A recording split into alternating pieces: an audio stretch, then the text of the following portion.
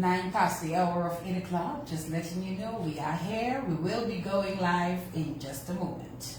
I'm sharing the live so people can connect.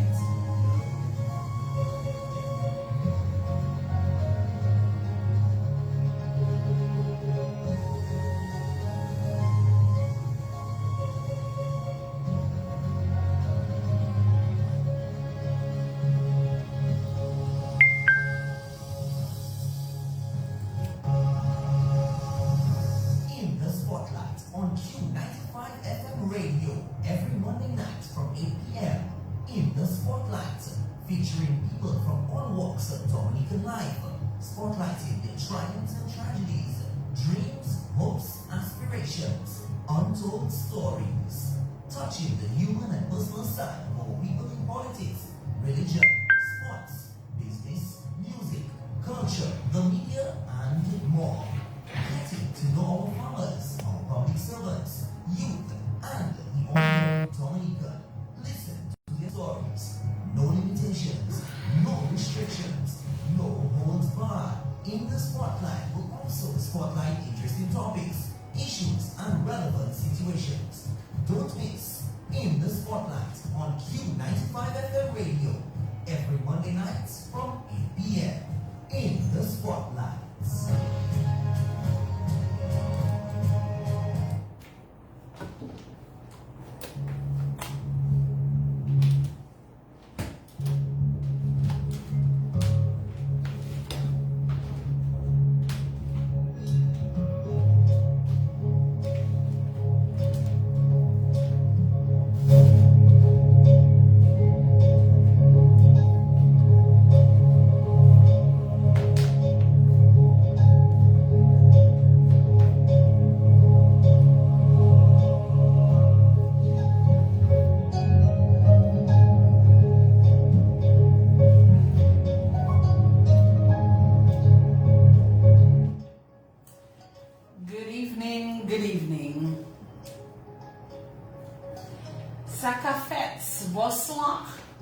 I'm throwing in a little bit of that very early because I suspect we might get a bit of it a little later on in the program too, right?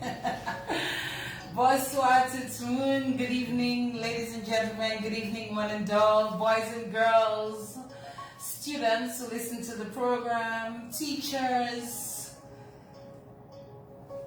former guests, tuned in and locked into the program tonight. It is a pleasure to have you.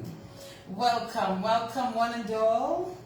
Those of you listening via the airwaves of Q95 FM radio, whether you are on 95.1 FM or if you're using one of the online streams, we are happy to have you. Of course, you're also invited to join our Facebook Live via the In the Spotlight radio show page. So join us there, go there, follow the page, become a fan of our In the Spotlight fans group. We thank you so much. And while we're talking about that, before we highlight some of our other key areas for the night, let me remind you that there are two very important polls that you can find both on my personal page, on the In the Spotlight page, and also on the fans page. And those two polls require your attention and your feedback, your choices. One has to do with deciding on the name for our video series or short video series that we're going to do for our social media platforms. So you have a couple of options. There's two leading at the moment: In the Spotlight TV and In the Spotlight Highlights. Go there, look for the polls, and cast your vote. I will say this to you, that I appreciate you so much and I value your opinions. And that's for the guests and the fans of the program, that whatever you decide, majority is going to count, and whatever the majority is, I am going to accept that as the majority. The second poll again has to do with the very same shortened versions, video versions for social media. And the question to you is, what do you think would be the preferred time to air those? They'll be just about an hour long. And I gave you a few options as well. I think I gave you Wednesday 8 p.m., Friday 6 p.m., or Saturday at 8 p.m. And it seems Saturday at 8 p.m. seems to be the preference as well. So far, you have until tomorrow to vote, the end of the month to vote. So go ahead and cast your vote so we can make a decision. And as I said, majority will count, because at the end of the day, you are the fans of the program, you are the listeners to the program, you view the program. I think at the end of the day, your opinion matters, your opinion counts. And so whatever the majority is at the end of the month, at the end of tomorrow, by midnight, then we will go with these. If you say it's in the Spotlight TV, it's going to be in the Spotlight TV. If you say it's 8 p.m. on Saturday, then it's going to be 8 p.m. on Saturday. This is my way of letting you know how much I value you and I value your opinion. So thank you for that. Thank you to those of you who supported with the donation regarding the mugs. Those of you who have not yet done so, you need to please link me up so we can arrange for collection of your mugs. We take donations, because, we have things to do. And so, we boost right now. Guys, thank you so much. Right now, I'm able to boost the promo videos for the show. I'm able to boost the actual shows as well. I really am happy to be able to do that. And it's all because of you and your support. Now let me say and acknowledge, if you want to contact me, by the way, it's 275-7565. Now I know some of you have another number for me, that anything relating to the show, making a contribution, asking a question, then you can go to 275-7565. Acknowledgements, Q95, Mr. G, Sherwin, and the crew, thank you for your continued support. With hosting of this show, it is always appreciated. Josephine Gabriel and Company, they are the agents for Barefoot Wine and Twapito Water, and we thank them for providing our water tonight for the show. Callaloo House and the Great Old House, Steve, thank you so much. Me and my guest will be getting dinner at the end of the show, so thank you for that, Steve. Steve, I had to apologize to our guest of last week, that is Hector John, because we didn't get our dinner to Hector. And, I did explain to him that you were a bit unwell and, you were not able to communicate with me in a timely manner. But tonight we communicated very early, and so our guest tonight will definitely be getting her dinner compliments at the Great Old House tonight. Dominican News Online, thank you for sharing the flyer for the show. Akim Lo, thank you for creating such great flyers. Jordan Jerome, you're the boss. Thank you for your support in so many ways. And I want to give a special shout out to Quick Delivery tonight, because Quick Delivery so kindly and graciously agreed to transport our guests. So the taxi element, they don't only deliver food, they deliver people too. So they delivered my guest to me tonight to the show. So thank you, Quick Delivery. And I'll just tell you a little bit about them. Besides the fact that they have this very young, enterprising entrepreneur, Shade Samuel, big up to you, girl. You're doing great things. And I want to just big you up tonight and tell you a little bit about Quick Delivery. So Quick Delivery is a local logistics company. Quick delivers food from your favorite restaurant. So if you want something delivered from the Great Old House tonight, just check out Quick Delivery. Your favorite restaurants, groceries from the supermarkets, propane, pharmaceuticals, laundry, taxi services, business, messenger services, and more. You crave it, Quick delivers it. Quick Delivery has been operating for over 3 years with partners like Richard, Jolly's Pharmacy, Perky's Pizza, and so much more. Super reliable to the persons here on island and in the diaspora. Through Quick Delivery, many Dominicans abroad have been able to send their family and friends gifts food, pharmaceuticals. They deliver groceries right to your loved one's door. They have multiple payment options, making it super easy and convenient. Skip the line and save some time with quick delivery. I love it. Shade, thank you so much. And my guest is here sound and safe. So thank you so much for delivering my guest to me tonight for the In the Spotlight radio show. And what a beautiful guest it is. This lady doesn't age. I have not seen her in years, and she still looks so beautiful. So those of you who are on the Facebook Live, you can see Aileen Burton is in the spotlight tonight. We're coming right back, just right after this. Keep it locked. In the Spotlight on Q95 FM radio every Monday night from 8 p.m.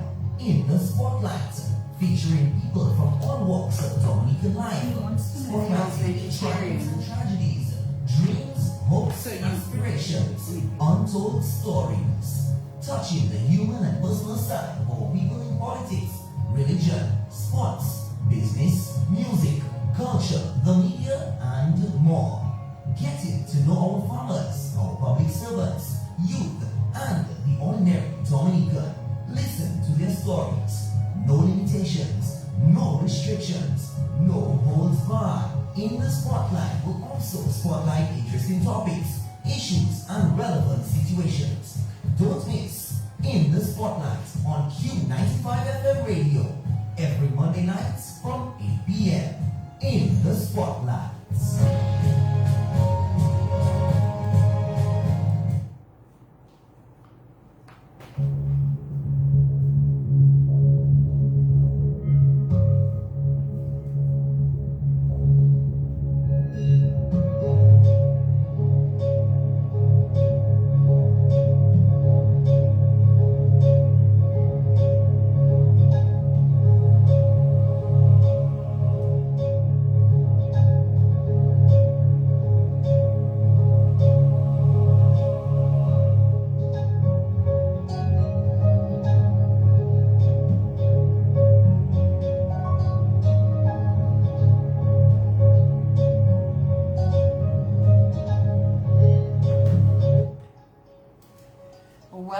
Welcome again, everyone, to the In the Spotlight radio show. For tonight, it is the 30th day of May in the year 2022.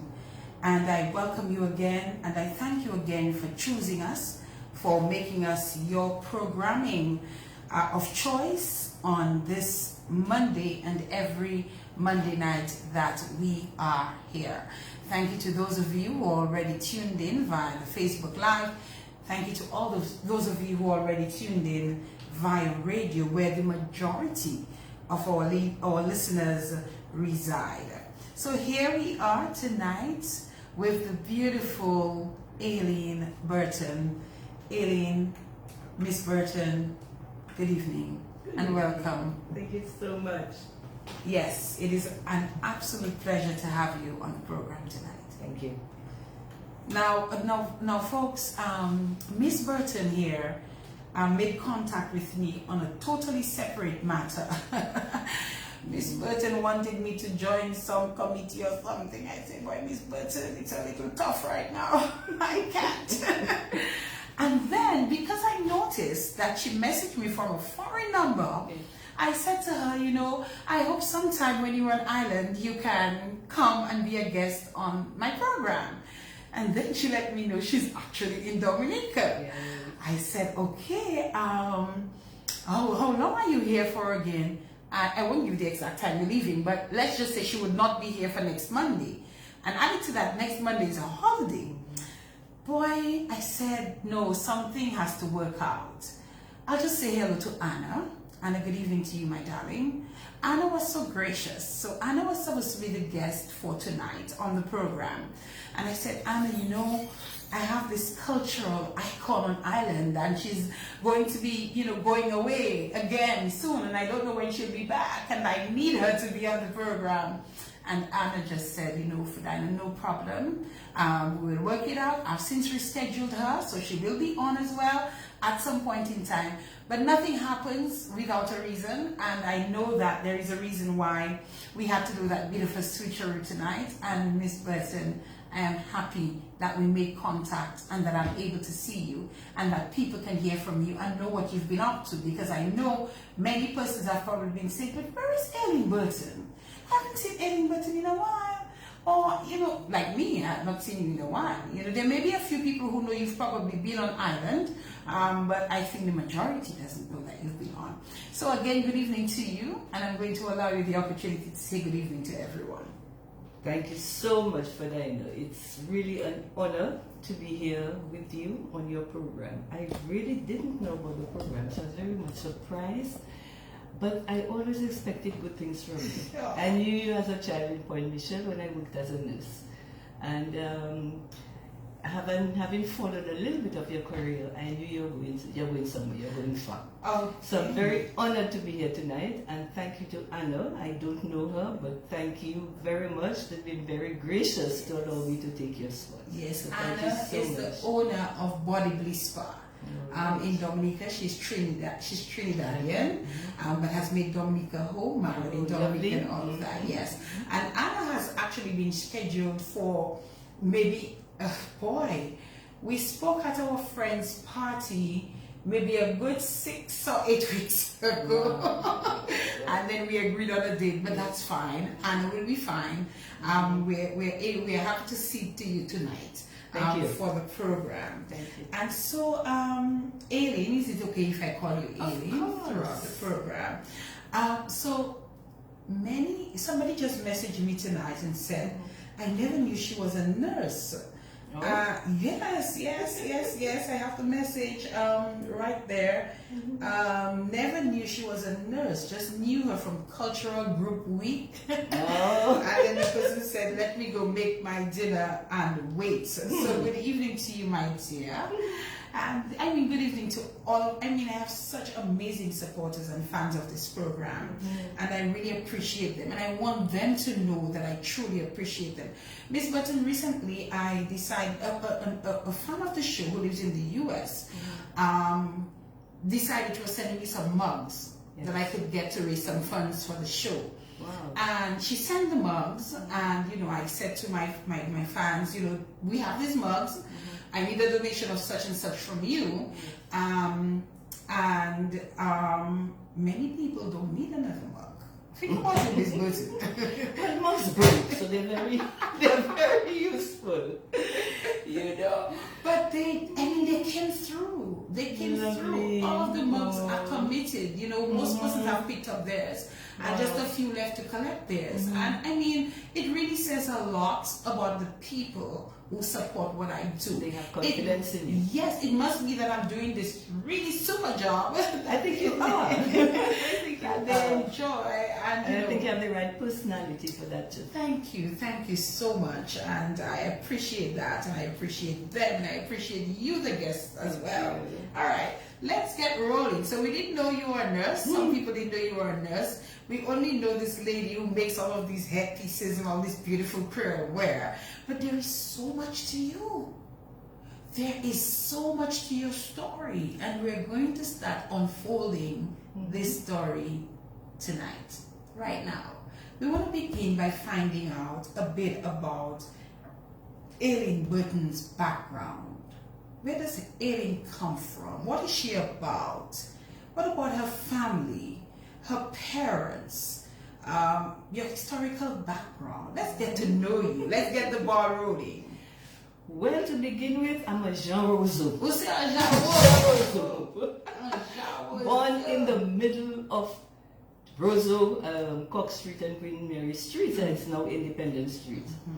My mother, as my father used to tease her, was a Jean Lacoudre. She came from, Bathestate. Bathestate is like, Fête Lacoudre, Bathestate. Oh, yes. Her father was manager of the lime plantation. And mommy was, well, all of them were born up there. My grandmother, she had 11 children. And they were all born on the Bathestate. They used to make a lottery boy before. Yes, yes, yes, yes. 11. And although quite a few of my aunts have died, there's still, I think, 4 more. Yes. Okay. Yes, so it was a lovely large family, and we were surrounded by lovely aunts who were very culturally minded, you know, so I was brought up in that environment. My father also is from Roseau, and his father was Captain Keith Burton, who was captain of the Defense Force. Yes. And he was also, he managed the prisons as well, you know. So I'm a very local Roseau family. Not from Roseau. Very humble family. Very humble family. Very humble family. How much do you remember about your mom and your dad that you can share with us? Oh gosh, I thank God every day for my parents. I couldn't wish for a better set of parents. My father, who died in 1989, oh gosh, he was my rock, he was my foundation, everything. He had 4 girls, so he taught us everything that he knew, how to protect ourselves, how to do little jobs in the house, how to appreciate Dominica. That is one thing my parents really made a big effort at transferring to us, that patriotism and love of Dominica. My father worked with government, and so you know it's a very humble situation. And he was a permanent secretary, and at one point he worked with the communication works. So whenever a road was cut, Mommy and himself would take us to walk that road. So he told us that we would appreciate it when it was pitched.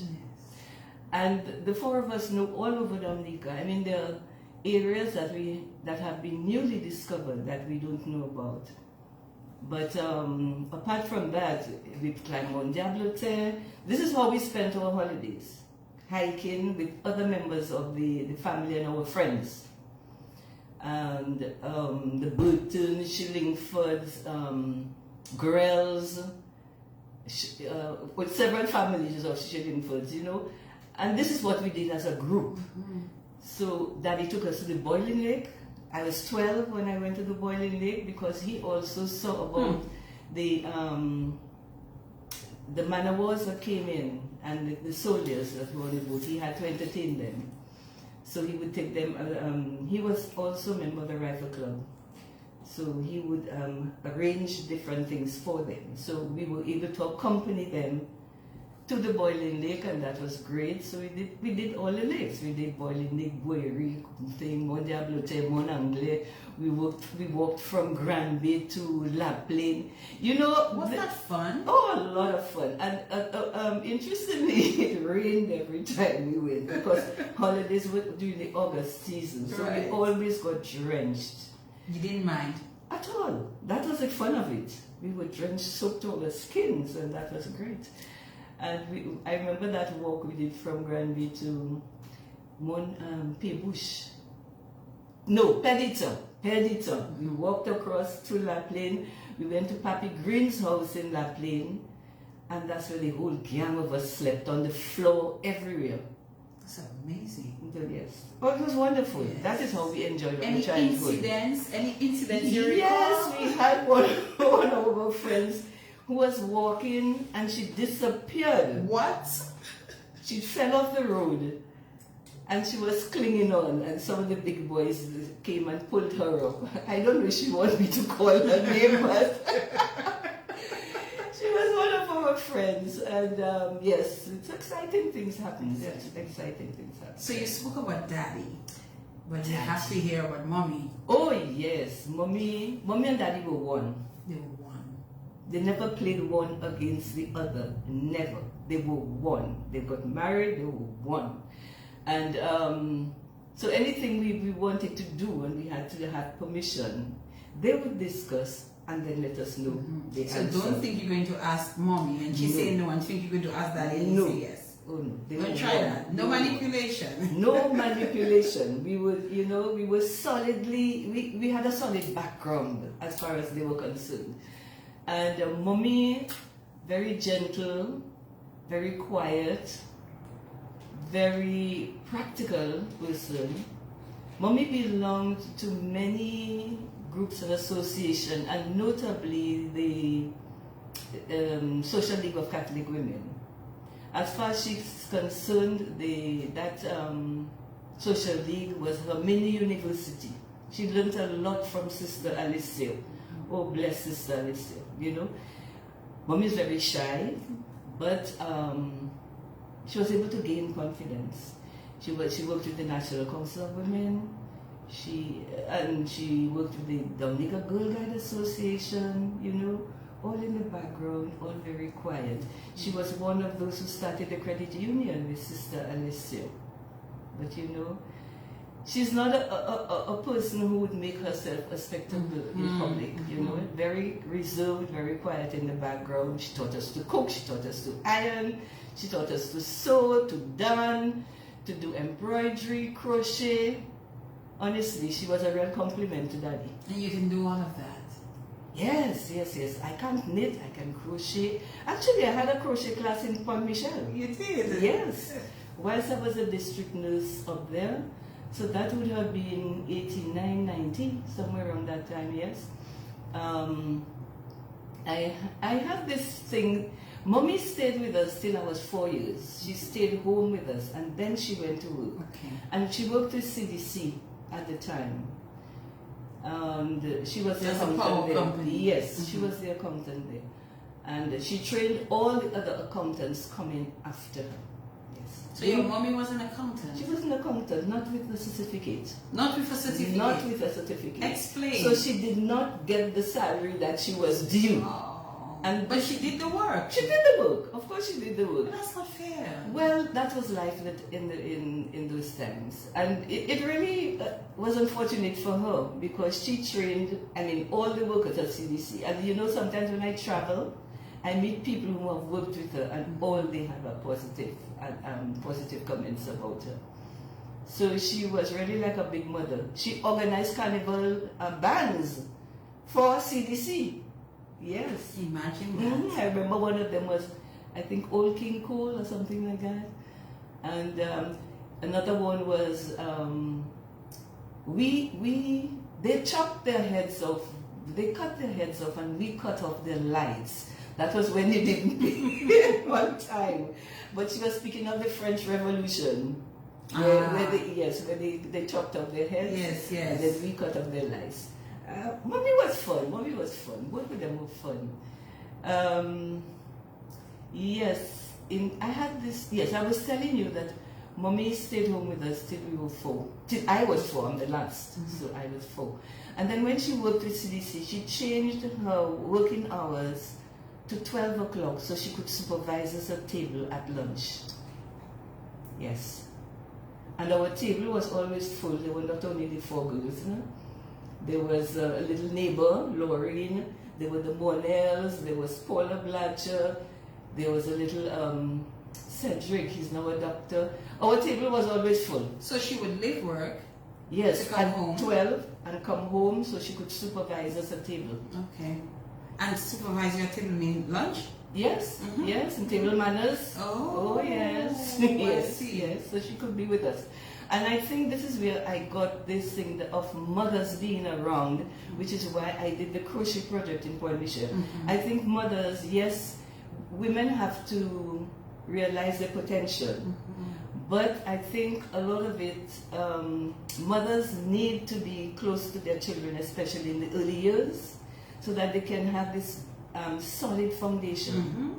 They can check on the children and know where they are during the day, send them back to school. And this is why I thought that income generation from home would be good for mothers. And this is why I did the crochet project in Point Michel. And if there's anybody listening from Point Michel, I want to know if you're still crocheting. Oh, yes. So please let Fernanda know. Yes, please. And this, I got funding from the New Brunswick Guides of Canada. And that was when I was International Commissioner of the Girl Guide Association. I was the very first International Commissioner. Actually, I was chosen by a commissioner who came down to visit. And when she heard me and saw what I did, she said, well, look, you have your International Commissioner there. So I was able to do that as a result of my post as International Commissioner. I also got 2 guides to go to New Brunswick in Canada to attend the camp during my time as International Commissioner. And that's what I meant, when I said earlier on in the program that there's so much to you and your story, yes. And that's just a little bit that we just spoke of. But before we get into some of those key areas, so you had 3 siblings, all girls. Yes. You were all 4 girls, 4 girls that your at home, parents yes. had at Yes. home. Yes. What was that like with just sisters and no brothers? It was fun. We grouped together a lot. We congregated in one room and we shared our stories. I was growing up, I shared a room with my bigger sister, Mrs. Okay. Harris, Frances Harris. Miriam and Paula were in another room. Did that make you closer to your older sister? I'm close to all my sisters. Being the last, I'm close to all my sisters. I think they spoil me quite a lot. I think we spoil each other. Whatever one wants, they will get. Are they all still here with us? Mrs. Harris is here at Cape Field, Frances Harris. Paula is in Barbados and Miriam is in Canada. Okay, so thank God all your siblings, you all are all still here. Yes. Thank God. Yes. So what about, so clearly you had a fun time growing up, so we've Yes. established that. Yes. What about when it came to school? I don't like to say it, but I did not like school. You did not like No. school. I did not like the fact that I had to memorize things and be called upon at any given time to say your lesson. That's what we used to say, a lesson. I couldn't take that on. I didn't like it at all. What about it you didn't like? Did you feel that it was It was stressful for me, yes. Was it a strain on your... I had a very good memory and I was able to cope with my studies, but I did not like this having to get up every morning to go to school, and having to maybe, as you say, be embarrassed if I didn't know my lesson. I think that was the main thing about it. But other than that, the extracurricular activities I did enjoy. And when I went into the secondary part, because I was at the primary school, and then when I went to Montessori with Miss Garrard, I'm sure a lot of people remember Miss Garrard and Miss Stevenson, who used to ride a bike. And yes, when I went into secondary, first form, I was a form captain in every What class. school? Convent High School. Okay. In every class, I was form captain. For somebody who didn't quite like school. Yes. You got But I involved. think I enjoyed it. It gave me, helped me develop my leadership skills. And I enjoyed organizing, having the classroom swept, organizing different things for different feast days and things like that. I quite enjoyed it. Being in the Glee Club, that was something that I enjoyed. Being a member of the YCS, Young Christian Students, I thoroughly enjoyed. Legion of Mary. And with the Legion of Mary, I would go up to the hospital. We had to do some weekly social activities. So I would go up to the hospital, serve dinner, private ward works with Sister Brooks. And there were a lot of people may remember Sister Brooks and some of the older sisters. Serve dinner, collect the plates, do some washing up. Also would go to the children's ward where I would fold the sheets and the clothes for the children. I thoroughly enjoyed that. So with these extracurriculars, You were quite community oriented and social. Yes, oh yes, yes, we were. I think I was the most social of my sisters. Yes. What brought you to that though? Is it from your parents or is it something that just came to you naturally? Maybe it came to me naturally, but I also, Daddy and Mommy always taught us our responsibility as citizens of Dominica. So whatever we could do to help, we did, you know.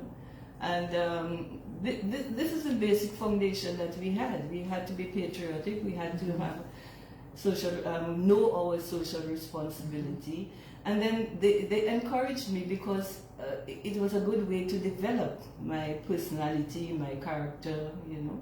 And it appears that you were quite keen where leadership, organizational skills, and creativity were concerned. Yes. And your school even recognized that. Yes. I was head girl before I left. I was games captain, I was head girl. And so I have some pictures of us decorating sixth form, 6B, and for the National Independence Celebration. We used to call it National Day, Mr. Libla started that, and it used to be National Day. And we got cut bamboos, and we were making coconut trees, and you know, designing something on the wall. I saw some pictures when I was cleaning after Hurricane Maria of these events. I thoroughly enjoyed those things. Yes, I really enjoyed them. And I'm sure at some point we'll realize how that transitioned into your into adulthood, and Yes. how you know, you became quite involved in so much more. Before that, secondary school, did all the extracurricular activities that you were involved in, did they in any way affect your formal education? No, not at all. Not No. at all. So although you, I mean, I was not an A student, mind you. I was certainly not an A student. you're average. Average, yes. Many of us yes. were average. Yes, don't yes. worry. Average. Okay, so school comes, it's over, you graduate. What is the next step for you, Aileen? Got out of Dominica and went to do nursing in England. Why nursing? Oh, maybe the influencer from the Legion of Mary when I used to go up to the hospital to work with the, as to feed the children. Something else I did was the Sister Alicia at the social center had an institution for malnourished children. And I used to go up there on a Saturday morning to help her. And this is the first time I saw them put a subcutaneous drip for a child who was malnourished and dehydrated. So I think this influenced me a bit. I also had an aunt who was a nurse in England, and I just left school and went.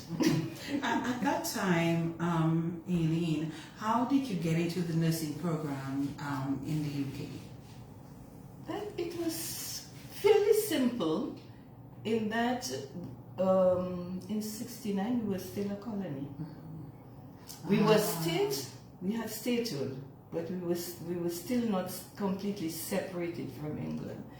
But getting into England was quite things. Dr. Muller at the extramural department helps us out. I went up with a friend called Leonora Pinard, and she has since passed. She passed a long time ago. She did not complete her training. And we decided to go together, and we went to Dr. Muller. She helped us, she showed us how to research the hospitals, and then we just applied. And we got in. You got in. In a time like that, how was your studies funded? Did you do it yourself? Did you get scholarships? How did that work out? No, actually we got paid. Yes.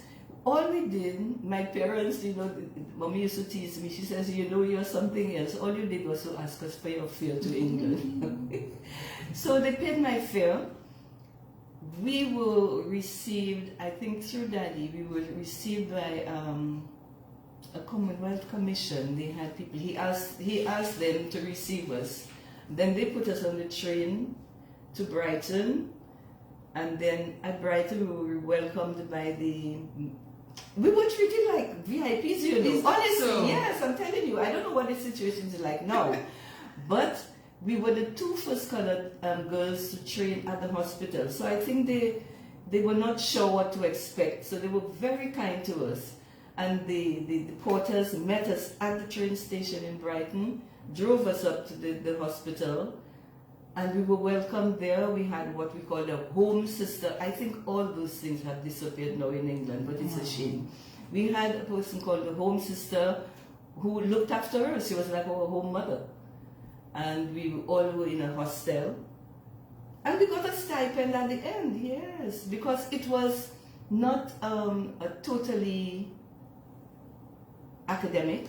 We had practicals with academics. So we actually worked. We did things in blocks. So we had a block where we did the theory, and then we went to the ward to do the practicals. You know, so we got a stipend at the end. So help me understand, because you mentioned being at the hospital. So no college or university setting? They had nursing schools. They had nursing schools. At the hospital? It was physically, it was away from the hospital, but it was attached to the hospital. Okay. So there were a group of hospitals. How did they call them again? Reading. I really don't remember. It may come to me later, but I don't remember. But I know it was a group of hospitals. I started off in the children's hospital. Actually, the nursing program was, if you did adults, it was 3 years, but I did 4 years because it was combined. Because of my O levels, it was combined. So we did pediatric nursing and adult nursing. So it was a 4-year course. And there were hospitals. There was a Children's Hospital, Royal Alexandra Children's Hospital. I'll never forget that. I met Princess Alexandra there, shook her hands. And then there were other general hospitals around. But there was a main nursing school.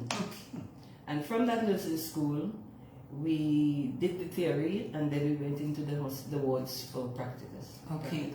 Yes. So it took you 4 years. Yes. What was the overall experience? It was wonderful. It was wonderful. Working with the children, I loved working with the children, because when children are sick, they are sick. When they're better, they're better. A little boy got up one morning, he said to me, "Oh, nurse, I feel so lazy this morning." I told him, "Sweetheart, you're not lazy, you're sick." And his temperature was sky high. You know, but that's the way he could describe it. Yes. And that innocence was just wonderful. And then, of course, although I didn't feel any racial prejudice from the nursing staff, I think they handled us with kid gloves. They were very kind, and I'll tell you that in a while. But from a little girl who was only about 3 or 4, she looked up at me and she said, "I don't like Asians and Africans." I said, "You don't like Asians and Africans?" "No." I said, "But why?" "Oh, I don't know." She doesn't You know. know, but obviously she must have What known, she you know. knows. But I mean, I'm not going to take that child, a child of 3 seriously, but we had fun. You know, we had fun. You were making the point about they treated you like... Yes, with kid gloves. And they were very, they were intrigued by us. Because Alice, she's also passed away. Oh, my lovely friends, childhood friends. There was Alice Mitchell. She was Mitchell at the time. She became later on. So Alice was darker than I am. She had lovely brown eyes, and her hair was thicker than mine. So that was one type. I was fair-skinned. Well, I was about to say, but unless you could almost pass like one of them. Oh, please, no. Oh, no. So I was light-skinned with brown eyes and fine hair. So that was another type. Leon was, I think, the most baffling because she was clear with thick hair and blue eyes. Yes, Leon had blue-gray eyes. Beautiful girl. Dominican. Yes, definitely. And they were all amazed at people coming from one island, but so different. So different. And they would, honestly, they would look at us and... In terms of their intrigue with you all, did they try to touch your hair? Did they try to ask you questions? Not really. They were interested in finding out about the island. But I never really got until I was almost leaving England. I was a ward sister on the neonatal unit in Reading where I did midwifery, and I was preparing to come home, and that was in 78. And one sister said to me, I told her, oh, well, you're not welcome to come to Dominica when you wish. So she says, oh, do you have toilets? Inside toilets? No, she didn't. She did. But, you know, I'm a very confident Dominican. Yes. So I don't take those things to heart. I said, but you know, sister, in the Caribbean, we are developing nation. So we have everything, you know, that comes out. I have 3 toilets in my home, and they're all inside. You know? No, but I just think that's a big joke. Take I just think that's a big that. joke, yes. Take that. Yes. Take that. Because in England, I found it a very strange question, because in England, they still had toilets outside. And in the winter, you still had to go outside. I see. Yes. Okay then. But these things, I always took it up in church salt, and I just felt it was their ignorance. Yes, pure ignorance. Oh, totally. I would not get offended. I would rather educate than get offended. You know? So for the 4 years, what did you, when it ended, what were you trained in? At the end of the 4 years, I became a registered sick children's nurse and a state registered nurse. Okay. And then I went on to do 18 months as a midwife. As a midwife. Midwife, yes. Could you practice anywhere? Yes. You could practice Oh, yes. anywhere. With the English training, you could practice anywhere. Graduate, you graduate. Yes. But there was a graduation. I left before. You left before. I left before the graduation, but we were given our badges. I have all my badges. So wait. So you did the 4 years. Did that 4 years include the 18 months of midwifery? No. So you did the 4 years. Yes. And then you went. I left Brighton and I went up to Reading. You went on to Reading. Yes. And then you did 18 months Yes. of midwifery. Midwifery. Was that part of the training? Or is that Midwifery a job? separately. Midwifery is separate. I see. You become a midwife and you learn to deliver. I see. Yes. Okay. You All look right. after pregnant women, postpartum. You know. So that's more like 5 years and 6 months you did in total. Oh yes. Thereabouts. Oh yes. And in between, like for instance, in Reading, I worked as a staff nurse, and then I became a sister, and I was one of the sisters on the neonatal unit. Okay. Yes. I was a sister in the maternity ward too. Okay. Yes. What type of nurse were you, nurse? Well, I can only say what people say about me. Like for instance, on the maternity ward, one lady said to me, "Nurse, when you come to this room, it's always it becomes so peaceful and quiet." I try to be very calm with my patients because labor is no easy thing, and I also was very accommodating with the husbands. There were some midwives who chased the husbands away when the wives wanted to use the bathroom, but I would say, but what is the point of that? You know, for one, I could do with his help. Secondly, he's the Secondly, person who brought her there Exactly. to that So state in the first I place. was kind of a nurse with a difference, you Okay. know. I tolerated a lot of things from people because maybe it came from my childhood. I mean, when I was ill, my grandmother used to come and rub me down. So it was always a family affair. She would rub me down with soft candle. You had to light the soft candle. You know that for that? Yes. Soft candle, t-shirt there. And you warm it up with some rum. And you light it. That's the first I'm hearing okay. And you light it. And at that, I mean, when we were children, we would get a little graze or a little bruise, and we would get a little boil or something like that, you know, in those days. And she would come home if we had temperature and she would rub me down, you know. So, and we were brought up also with our grand aunt, my father's aunt, and we called her Nenen because she's one of my sister's godmothers, so we called her Nenen. And Nenen was there. So we always had a close family unit, and we had an adorable lady who looked after us from birth, and she left when I was 16 years. Her name was Dorothy Vigilant. She came from Lapland, and she was a wonderful woman. She looked after the 4 of us like we were her own children. So we always had this close unit. So I couldn't People imagine. cared. Yes, people who cared. And You because know, of that, I transferred it to my patients. You know, I couldn't imagine leaving a patient screaming and crying. You know, I couldn't. You know, because I would never been left at home like that. So how long did you stay? And I mean, we had some nurses on some time ago, and based on the experiences of people, you know, it's very different from what you speak of. Yeah. I mean, in some instances. But I want to find out, how long did you stay working in England?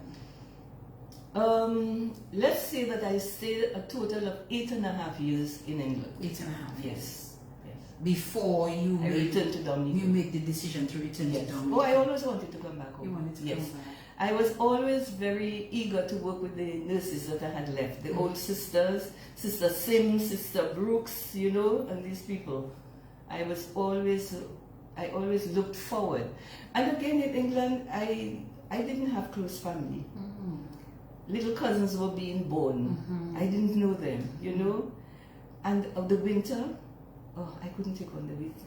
And I was about to ask you, what did you like and not like about being in I England? loved the cultural aspects of England. I loved the beauty of the place, the cleanliness of where I lived, the theatre shows, the operas, the museums, you know, that cultural aspect I loved. I loved seeing the things that we learned about in school. And as a matter of fact, sometimes we knew more than the English people about their own place, you know. I remember the first time we went to London, an English friend took us. And I got on well with people on my set, because we were in group sets. And we would go out with them. There's some people who had never left Brighton. They didn't know London, you know, and there we are coming from the West Indies. But we knew about London from the West Indies, so we wanted to see London. We wanted studied to see London. Yeah, exactly. We wanted to see Big Ben, we wanted to see Westminster, Yes. you know. So for me, it was lovely discovering those things and being in London, Hyde Park, and all the things that we learned about from our parents in Dominica. I wanted to see, so I traveled a lot in that respect. But you didn't like the cold weather. I couldn't take on the cold weather. And just being away from family. These were the two main things. As far as my work was concerned, I thoroughly enjoyed it. But my longing to return home and the winters. To me, the winters were getting worse every year. For me. Let's say maybe I tolerated them less. And so you made the decision to come back home, and I know you just said you always wanted to. Yes. But what drove you to the decision to say, I'm going back to Dominica? Well, I was finished. I had reached. But you were working, weren't you? I was working. Oh yes. You were sister there Yes. and all Oh that. yes. there. Oh yes. I Yeah. was sister of the neonatal unit. I thoroughly enjoyed it, and it just came to a point when I'd had enough. Had you come back home within that time? Yes, every 2 years I Every came 2 home. years, Oh okay. yes, yes, Okay. yes. I All came right. home. So you came back to Dominica. Were you coming back home to a job? What was the deal coming back home? No, I was coming back home, and I didn't think of applying before I left Dominica, and I don't know why. I just thought I was coming home, I would get a job. And when I arrived in Dominica, I applied. But I don't know what happened to the application and what was the employment process, because I waited and waited and waited, and You heard nothing? I heard nothing. And what was a little bit annoying was the fact that every time I walked into town, somebody said, "You're not working yet? You're not working?" And Dr. Surrender would say, Miss Burton, they haven't called you yet? You know, and things like that, you know. So I did the private jobs around, and that was it. So after about 6-7 months. What? Yes. You had not heard anything? No. Having come from England, Yes. trained, Yes. work, That was in 1978, yes. I would think that we would be eager to have you back on Well, the force. to say the least, it was I was very disappointed. Yes, of course. I was not only disappointed, but I was hurt. Because I always wanted to work in the Dominican hospital. I always wanted to do that. I looked forward, to coming home and working at the Princess Margaret Hospital. Princess where Margaret. I had given an injection even before I was a nurse. You had given an injection? Yes, Nurse Sims showed me how to do it. And I worked in casualty. Yes, I worked in casualty before I was a nurse. Were you allowed to do that? But she was there. Oh, somebody. She was there. Sister Sims was there with me. Bless her heart. So you had the interest? Yes. So Sister Sims had you come? Yes. I would go up there to help, and sometimes they would send me to casualty to help. I would take the names and what they were complaining about. Yes. Within that 6 to 7 months that you were waiting for some kind of response to your application, did you follow up? What was said to you? There was someone who worked with the National Council, the Nurses, DNA, Dominican Nurses Association, but she worked with the council. And then she would say, well, I don't know why your application has come to us. And so it went to the Dominican Nurses? Because I applied to the ministry, and then it went to the Dominican. Maybe they were asking to validate my certificates. I don't know. It's possible. Okay. It's possible. Okay. And I really don't know. Anyway. Very disappointed. You were disappointed and hurt. Yes, and hurt. And after a while, Mommy says, no, I'm going to call your aunt who was working in Guadeloupe at the time, and ask her whether, they would have you in Guadeloupe. And the response was so different. Oh boy. Tell me. I was in Guadeloupe the next week. The next week? Yes. To work as a nurse? Yes. In Guadeloupe? Yes. When you had it was a children's hospital. When you had not heard in your own country for 6 to 7 months. Yes. And had no idea, well, you knew your application passed through somewhere, but you had... Well, it was somewhere, but it got stuck somewhere, and I have no idea where it got stuck. But we won't dwell on that because time has passed. It's in the past. And I always say that whatever happens, every disappointment is a blessing. Whatever happens, God has guided my life. He has guided my life to this very day. So I am not really... It's just unfortunate that this has happened. I don't know what would have happened had I been kept or employed at that time. But it's gone. So we forget about that. And so I went to Guadeloupe, and the man said, I will just say it in English, that Miss Burton, we want you. And we just present your dossier to the prefecture, and that's it. That's it. That's it. And I worked. My school French helped me, and my Creole helped me. I was about to say, this is a French-speaking territory. Exactly. How did you fare out? It wasn't that difficult because prescriptions are more or less international, the way they're written. And my basic knowledge of French was okay. So I didn't have too much of a difficulty. I could understand. The difficulty came when I wanted to express myself. And a little bit of difficulty there, but gradually I was able to overcome that, yes. Did you become fluent in French at some point? Or relatively fluent? Yes. I can make myself understood. And a lot of people, when they heard me speak, they say, I'm from Martinique. So I took that as a compliment. Do you speak the language now? You speak the language. So if you wanted to say something nice to us, tell us something nice in French. Oui, je suis très impressionnée parce que par rapport à ce que tu fais, j'aime bien ton style, ta personnalité et tout. Félicitations. Oh, what did you say?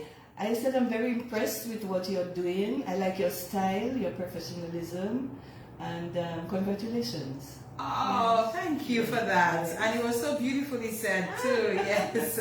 So how long did you stay in Guadeloupe? And you said you worked at a children's hospital. Yes, I worked at a children's hospital for 5.5 years. And I still wanted to come home. So you still wanted to come home I again? did. missing home, wanting to contribute, wanting to put into practice what you learned in England and in Guadeloupe, in your country. Tell us the story of what happened. Well, after 5.5 years, I thought, oh, it's time to go back home. Although I used to come to Dominica very often, but it wasn't the same. I still had that dream of working at the hospital. So for you, that was a dream? It was a dream, yes. I always wanted to work at the Dominica Hospital. Always. Princess Margaret Hospital. Always wanted to work. I think I was so impressed with the nurses when I went up there, the sisters, particularly the sisters, because they always sent me with one of the sisters. And yeah, so I always wanted to work. So I came back, and so as I came back, I was voted as the president of the Nurses Association. I enjoyed it because. So wait. Did you get employed? I got employed. Finally, I got employed. That's what we want to know. Finally, I got employed. Yes, I got employed. That's what we want to know, and I'm sure it was. What was the process like this time? It wasn't too bad. It wasn't a long wait. Okay. And I applied from Guadeloupe. Okay, wonderful, Yes. wonderful. Yes. Yes. So Mrs. Shaw was there at the time. I remember. As? Was she PS maybe? Oh, you mean my Mrs. Shaw? Oh, my lovely Mrs. Shaw. Yeah, she was First Lady. That is correct. Yes, lovely woman. Yes, yes, she is. Yes, and She might be professional. listening. She normally listens. Really? Yes. Oh, yes. She's been on as well. Oh, lovely. Yes. Lovely lady. And yes, she was there at the time, so I was able. I got a response. You got a response. I was yes. So I was employed. So what? How did you start? What did you start as? I started as a staff nurse and did a rotation for the wards and remained in the maternity ward. You remained in. You love children. Love it. Yeah. I love delivering them. I don't know if I can take on boisterous children, but I really enjoyed delivering babies. I mean, everyone was different, and it is a wonderful miracle of nature. Yeah? Yes. So I loved it. So you stayed in the maternity ward during your stint? I stayed, yes, at the maternity ward, and then I went to do a certificate in nursing administration in Jamaica. I spent a year. I returned to Dominica. I was sent to Portsmouth. That's another joy. I had thoroughly enjoyed Portsmouth Hospital. I was in charge of the entire hospital. So I did a little bit of each. So that was very exciting. So I had casualty, I had medical. Maybe after an operation, they would send them down to recuperate at the Portsmouth Hospital, and I had them in the midwifery maternity ward. It was lovely. It was lovely. How long did you stay? I spent a year. A year? Yes, it was to allow another sister to do her certificate in nursing. Oh, okay. So I spent that year there. Okay. So I came back in 86, 87 years, so I spent 87, 88. Yeah. And was that it for nursing after that, or you stayed there for? No, I went up to Point Michel. You went up to Point Michel. Oh, by the way, my stepmom is listening, so hi, June. that she's tuned in. I hope June has learned the better songs that I sent to her. Oh my goodness! So you went to Point Michel. Yes. How did that happen, and why? I'm not sure why, but then nurses tend to rotate. They, they're sent out to different areas. Maybe there was a need, So I went up there, and again, I thoroughly enjoyed Point Michel. You thoroughly enjoyed Point Michel. We're going to take a break to allow you to have a sip of tropical water. Lovely. Yes. And then when we come back, we're going to talk some more about the Point Michel experience and a lot of the social work that you got involved in at Point Michel. 9:13 is the time in the studios of Q95.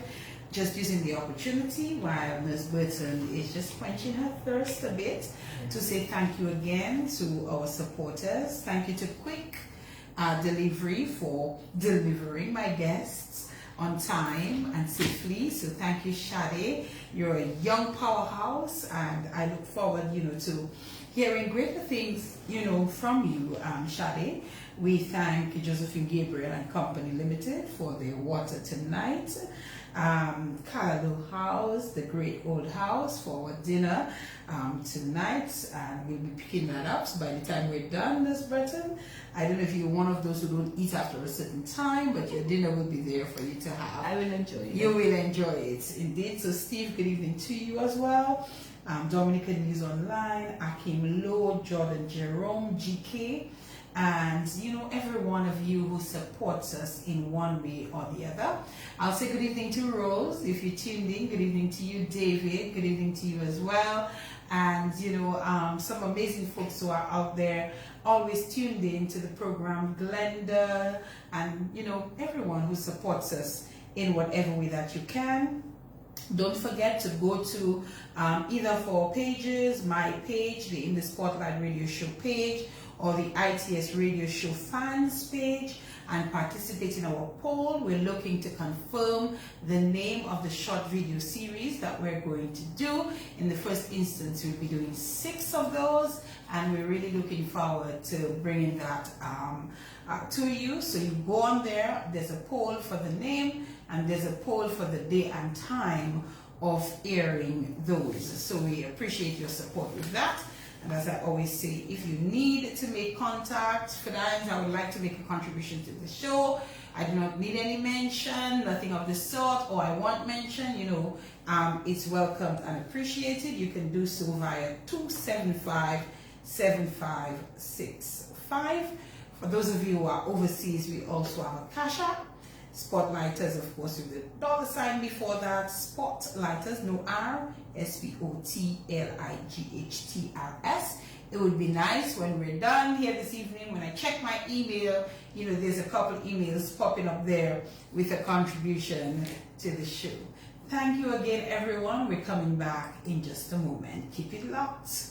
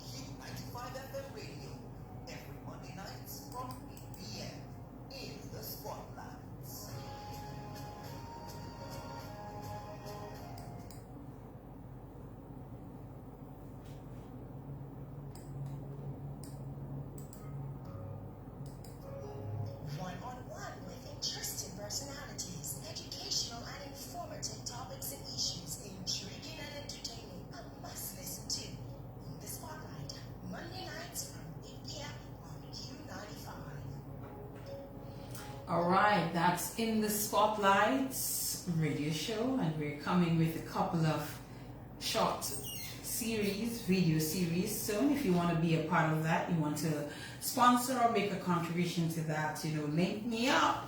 Let's make this happen. And I just want to big up GK for Jordan Jerome for working with me on those. So we have to, deal with a little production cost and so on. So if you feel like you would either want to sponsor the program or you want to make a contribution to our efforts, we would greatly appreciate that. But we are back with the lovely Aileen Burton in studios, and I want to thank her for reaching out again. It was an absolute separate matter, and then I said to her, let's do the program whenever you're in Dominica, only to find out she was here, but leaving soon, and we were able to find a way to have her on the program tonight. and it's appreciated. So Nurse Burton, the next place you were sent was the Point Michelle community. Yes. That you said was, before we went to the break, was a wonderful experience. Let's talk about La Fouette. C'était bon. C'était bon. Yes, I found Point Michelle to be a very lovely community. People very polite, very helpful. It was lovely. I remember a little lady, I don't know if you knew her, Yvonne Charles. She's dead now. Yes. She's passed on now. No, I'm not sure. You probably don't remember her, but I remember when Daddy died, I was up there. And she just came and she sat with me. She just sat with me. Yes, she just... I was just so touched. But as far as nursing is concerned, there was nothing very big. No major cases. Things that I couldn't handle, I sent referred to the hospital or to my supervisor, who was Nurse Philip. She was the health nurse. I think, yeah, that's what it's called. And yes, she was also very nice. She was actually a schoolmate of mine, so it was nice working with her. Sally, they called her, Nurse Philip. And health visitor, that's what she was. So whenever I had any difficulty, I would just refer the patients to her, and then she in turn would refer them either to the doctor or somebody else. But we also had a visiting doctor once a week, so that was great. So how often would you be at the health center? Every day. Every day? Yes, every day. You would be there? Yes. And you lived in town at the time? I lived in town, so I would take the bus up. You take the bus Yes, to Point or I would be dropped off by the district bus. Yes. But clearly, Ms. Burton, apart from just being a nurse, so a nurse could come, take the bus, as you said, you come to the community, you come to the health center, you do your job, and you go take your bus and you go back home. But you got a bit integrated into the community. Tell us about some of the work you did in the community outside of nursing while you were there. Well, I started a brownie group. A brownie group? Yes. I had started one in Roseau because I realized that I was a ranger. I was never a guide, but I was a ranger. And when I returned from Guadeloupe, I realized that there was nothing happening in that line. So I revived, and actually I did this for my niece, who was, when I realized she was about 6 or 7 and there was no other activities, I decided to rejuvenate, or revitalize, revive. That is the word. Revive the brownies in Roseau, because there was no brownie group. So she could attend, and a lot of her other friends attended. And I did that with the help of Rose Johnson. Teacher Rose. Oh yes, what a wonderful woman. So I did it with her and Mrs. Patricia Benjamin.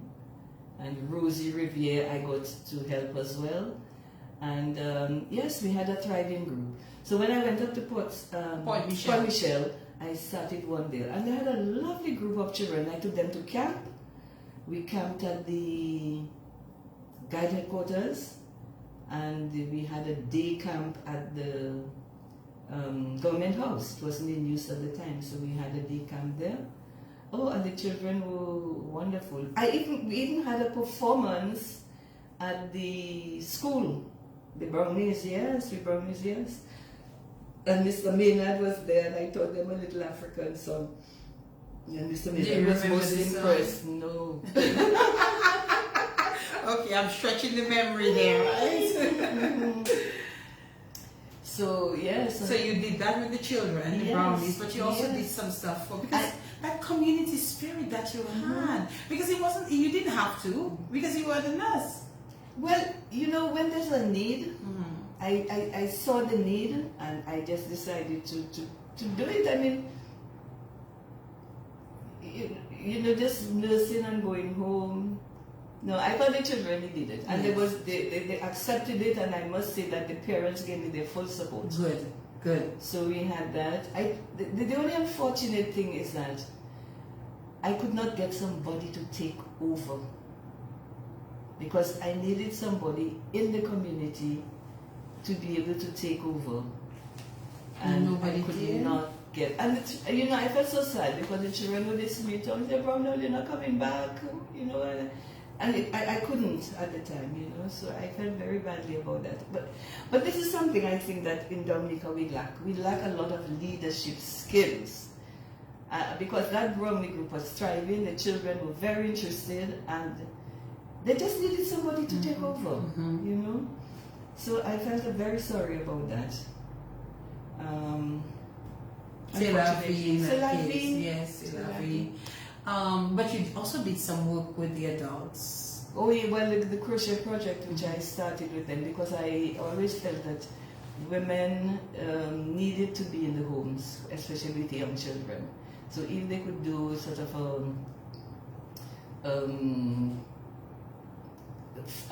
income generating project at home, it would be good to bring in some money, and also they could supervise the children. So with the help of the guides in New Brunswick, I wrote up the project proposal, they supported it, so I got the money to buy the material of crochet hooks and thread, so that they could. We had an exhibition at the end. You had an exhibition? At the center. Where did you get the time to well, do this after my work, yes. I think it was held once or twice a week, I can't remember. But so you would stick around? Yes. Oh yes. That wasn't too difficult to do. Yes. When you left Point Michel, what mark do you think you left in that I don't know. I just hope they appreciated what I did. I know I loved talking with the elderly persons. They spoke so nicely. I found there was a big difference. The elderly people spoke very grammatical English. Very grammatical English. They were very softly spoken, and compared to our generation, which is more colloquial. But the elderly ones spoke everything. And I did a lot of research as well, because culture has always been in my blood. As I said, from my family, my mother's family, very cultural oriented. So I would talk to the people of what life was like before. And for Miss Yvonne Charles, I went back to her, where she taught me to tie the traditional head ties. And I had that videotape. Actually, I have revived those head pieces because they had disappeared. But I always heard Mommy talking about the tête revolver and the tête cassée. And so I wanted to know what it was about. And I remember as a child, my aunt used to take us up to La Salette. And at that time, people would dress in duets. You wouldn't remember, you wouldn't know that. No, that disappeared before your time. And I think Point Michel also had Fête Isidore. Yes, I remember one of the teachers said me, of course Isidore was ours, and they sent it to Granby. Are you kidding? Yes. Because I always have that image in my mind of people with the trays and baskets on their head, dressed in their duets, going in the offertory procession. So we used to go to La Salette and Isidore. All right. We'll come to the culture part in a while, but when you were done with Point Michel, what was the next move for you? Okay, at Point Michel, I was there in 89 and Daddy died in 89, and I just felt I couldn't continue. Oh my. Actually, I did a home delivery at Point Michel, and that was wonderful. I just want to end with that part from my nursing. It was a wonderful experience. The husband came to collect me at home in town. He brought me up, did the delivery at home, and afterwards I stayed with the mother, and then I was giving breakfast. We had breakfast together. Deservedly That so. was wonderful. Oh, that was so wonderful. I really enjoyed that. So that's Point Michel, yes. So when Danny died, I just felt, gosh, I just need to give nursing a rest. It impacted you that deeply? Oh, yeah. Because Daddy's death was sudden. It was sudden. We were not expecting it. And this forceful figure in my life that had disappeared. And he died in Canada. He and Mommy and himself, he had gone to have an operation in Canada. And Mommy and himself were there. God, that was something else. Anyway, so yes, that was a big blow for all of us. And because this man was always active, always on his feet, you know. Anyway, so yes, I felt that I could not continue. I think I stayed another year, 90, yeah. And then I left, and maybe I shouldn't have resigned. Maybe I should have asked for a transfer, but I just didn't. I just didn't. Yes. And maybe a transfer to another part. But you know, sometimes you feel you're trained for one thing and you cannot do the other. So I think that's why I resigned. And I got a job with the National Council of Women. Okay. So I did 2 years. Less stressful, less... National Council of Women? Well, that's what I'm asking. Oh, because... it's very stressful. Oh, Lord have mercy. Very stressful. So you were not interested at all in going back to nursing? After that, well, I'll tell you the sequence of things. I'll tell you the sequence of things. God works in a mysterious way, and I don't question his decisions for me. Yes. So I think I made the 1990, and then I left. So 1991, 1992, I worked with the Dominican National Council of Women. Yes, it was very stressful when I heard all these complaints, you know, domestic violence. At one or two occasions, I was out with the police. You know, I was instrumental in putting the red phone in place, the hotline in place. I assisted in doing the newsletter, having radio programs, all the things that had been in that pipeline, stuck in that pipeline. I was able to do it within my 2 years of work. Wonderful. Worked with Mrs. Neva Edwards and the rest of the committee, the board.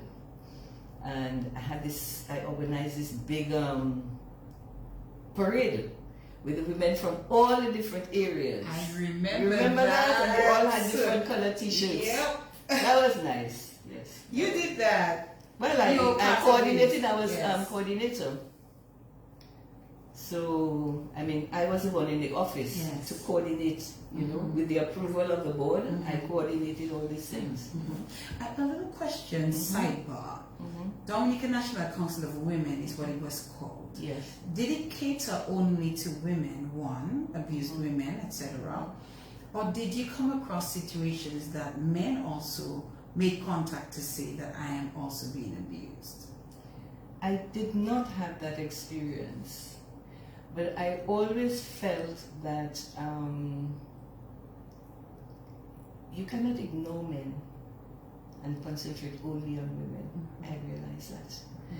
And it's strange that you ask, well, not strange, but it's interesting that you asked this question, because I attended a conference in Senegal in 1994, and it was on women. And this is one of the recommendations I made, that when you are speaking about women and domestic violence, you have to address the difficulties of the men. You have to address the problems of the men, because most of the time they are the perpetrators. So you cannot leave them out of it. You have to integrate the men. And you know, I had suggested to one of the ministers, Mr. Matthew Walter, I think it was, I had suggested to him a National Council of Men. I think there's a need for that. And all over the world there is a need for that. Today? Yes, yes. And up to now it has not materialized. And is that one of the things that you would like to see? I would love to see that. I don't have the energy to do that now. But I really wish somebody would pick up that part of life, Dominican life, and have a National Council for Men. Our young boys need to be guided. Our young men need to be guided. And I spoke a lot about that when I was with the Dominican National Council of Women. And maybe I just shouldn't mention it here now, but men and women need to understand that relationships sometimes work by chemistry. And it's not all individual chemistries that will connect. And it doesn't mean that something is wrong with you. It means that then you just don't suit each other.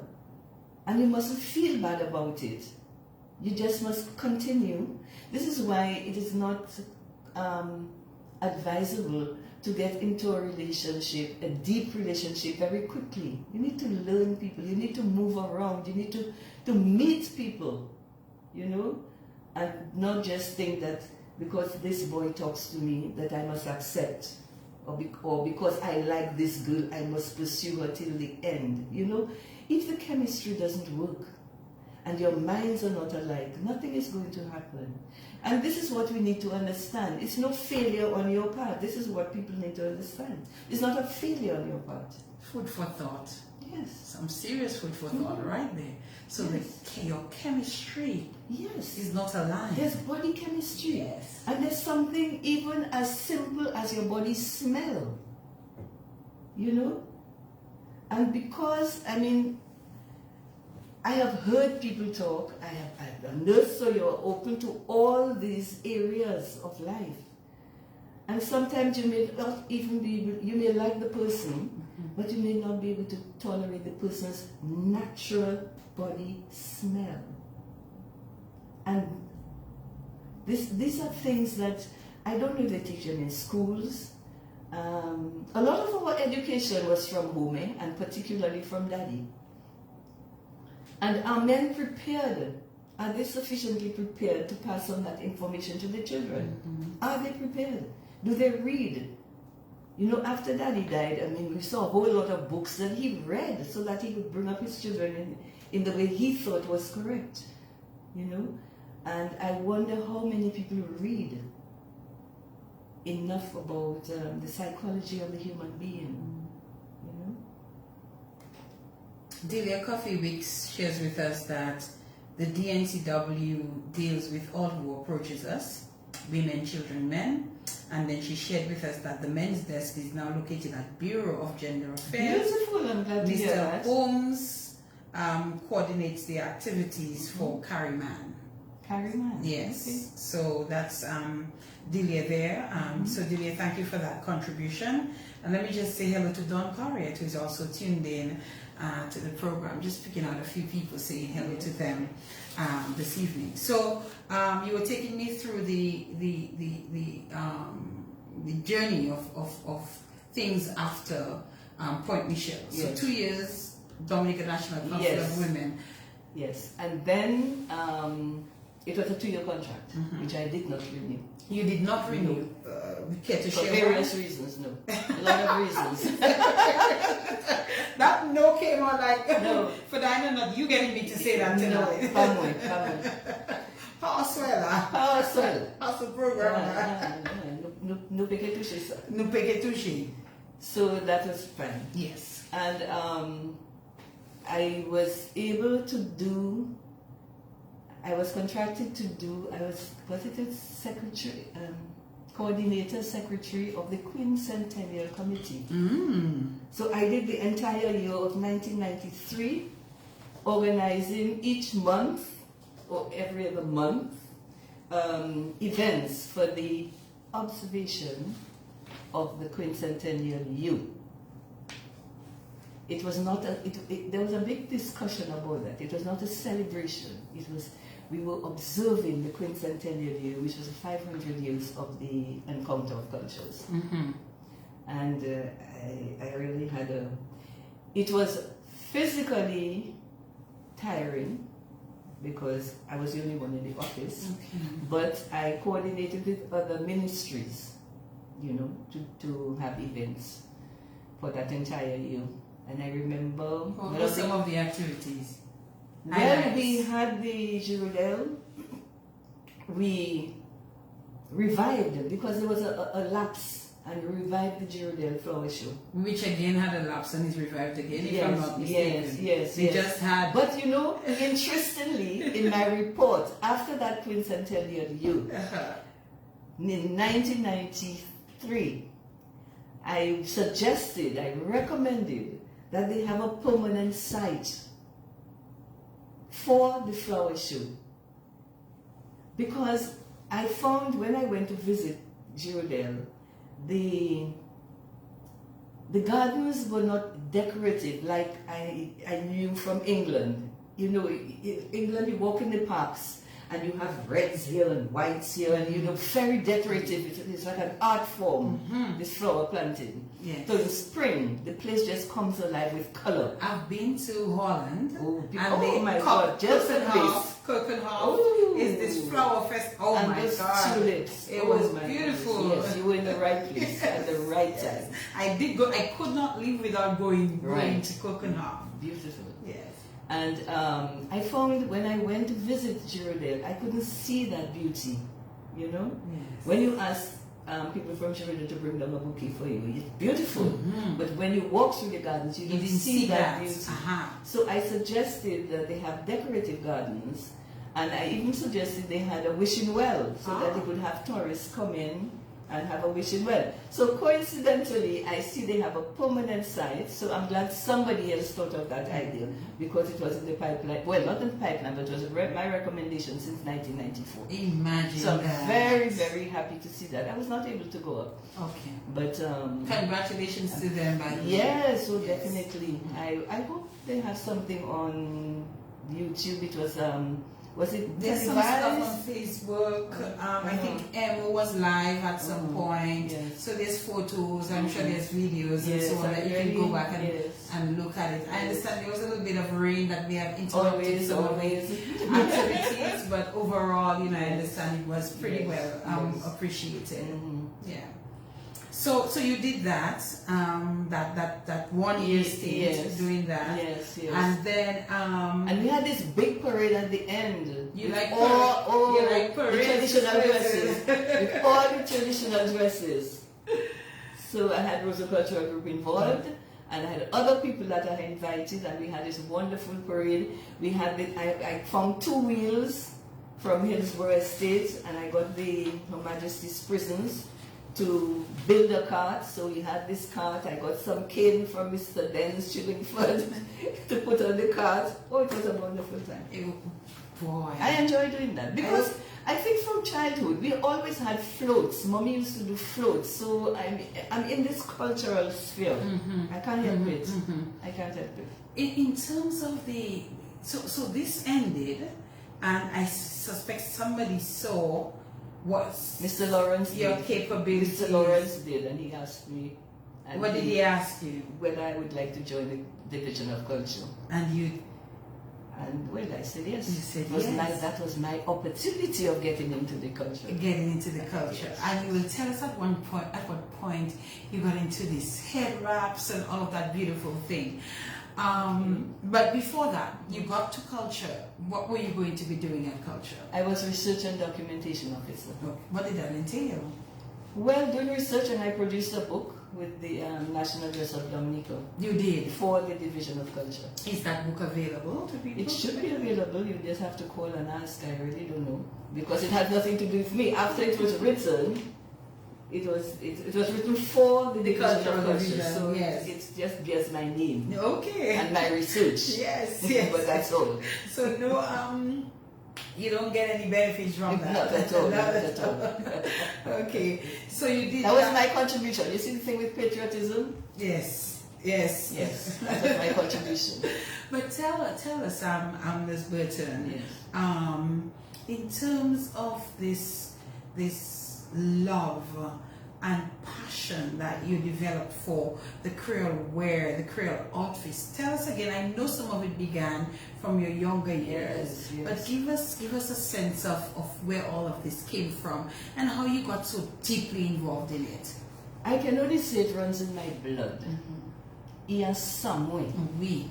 Because my grandfather at the house in Baker State, there was this plantation house. And he would dance all the traditional dances, the European-based ones, mind you. I don't think, no, he did not dance the ballet, but he danced the quadrille, the waltz, the mazouk, all those dances. They had these dances up there. And of course there were other other areas where they danced to like Hamburine and another one I can't remember the moment. Pardon me. And so I think it's in my blood. My nene, my grand aunt who lived with us, she taught me the mazouk.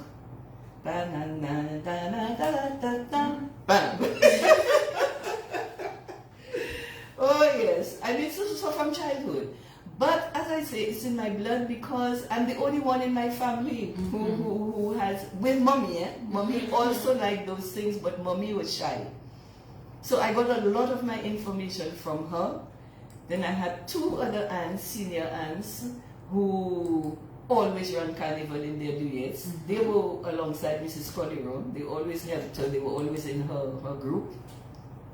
So it's something that I have grown up with. And living in Roseau, in the middle of Roseau, I was privy to every event that happened. Then there was Miss Aileen Peltier who lived up Cork Street. And she, when she dressed in her duet to go down to give a bouquet at the port, well, I call it the port, but it was a jetty at the time. We used to see the Roseau jetty. When boats used, the launch would come in and deposit the visitors. And if there were any royalty on board, she would bring a bouquet to them. And I remember seeing her going down that road, Cork Street, with her bouquet, going to present her bouquet. So and that was only as 3 years, 3 years of age. 3 years of age. 3 years of age. Yes, where I can you remember. So did the cultural division give you the opportunity to expand this, or were you deep in it even before? I was deep in it, oh yes, all my information that I've had, I acquired before. I was able probably to go to do a little bit more, given the time, to be able to do some more research. But it's been in my blood. Especially the African aspect. I love the Jeep, I love the duet, the African aspect of the ballet, because when we lived in Cork Street, and Queen Mary Street, so when the trucks were coming from the country for National Day, I would always hear the drums and the Jimbi music. It just stir me up. And then I got to hear about Miriam Makeba in my teenage years. You would have Miriam Makeba? Lord have mercy, I have to introduce you to Miriam Makeba. She's dead now, she's passed on now. But she was one of these freedom fighters from South Africa. Okay. And no, you must look her up for that. I will. You must. Spell for me. Miriam Makeba. Makeba. Makeba. Yes. Okay, guys, you take note too if you don't know who Miriam Makeba is. Yeah, man. You never heard of the Click song? They sang it. It was sung by Pretty Yende at the marriage of Monaco, Prince Albert of Monaco. Okay, the Click song. The Click song.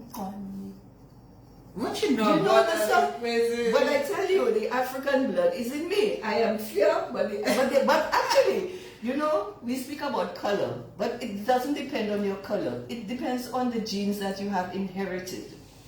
Because in South Africa, there is a continuum of colors. There's a continuum of colors, from the dark to very light-skinned people. And they tell me this is just all natural. I'm going to see if I can get that song there. In English, it's called the wedding song. The wedding song. Very nice. And so I would ask Mommy, please, can you buy me a record at CB's when CB had his bookstore? Would you know of CB's bookstore? At least that I know. Oh yes. So we would. I still have her records actually. I still have her records. And there was another beautiful mass, the Missa Luba. You haven't heard of that one either? No, ma'am. This is from the Congo. No, not from the Congo. Yes, Missa Luba was from the Congo. And there's another one from the Casamance in Senegal. Beautiful music. No, you have to find those music, this type of music, and you have to play them for your visitors. It's a sort of education. Well, we're learning from you tonight. Yes. So the Misaluba is something that I knew from the 60s, and it's wonderful. And at the end of the quincentennial year, I got the National Chorale with Miss Edith Bellot and the rest of the chorale to sing a few of the songs of the Mass in this Misaluba genre. Okay, I think from the Misaluba.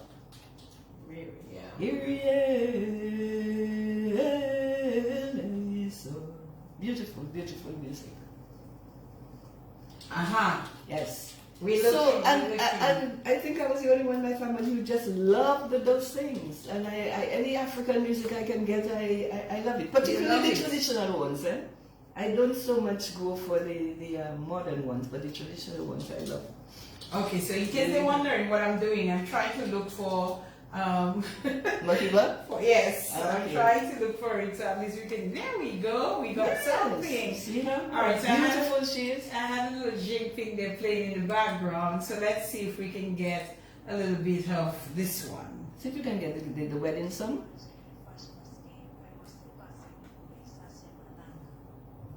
Par exemple, on m'appelle Myriam Makeba. Ça, c'est. Yes. She's speaking in French though. No? It says the click sound. Okay. Kamakeba, Kadashu. Yeah. Do you hear the click? Yes. It's something specific to the Kosa people. Les colonisateurs de chez nous en Afrique du Sud appellent cette chanson click song parce que click eux, song. ils ne savent pas dire au Congo. Yeah.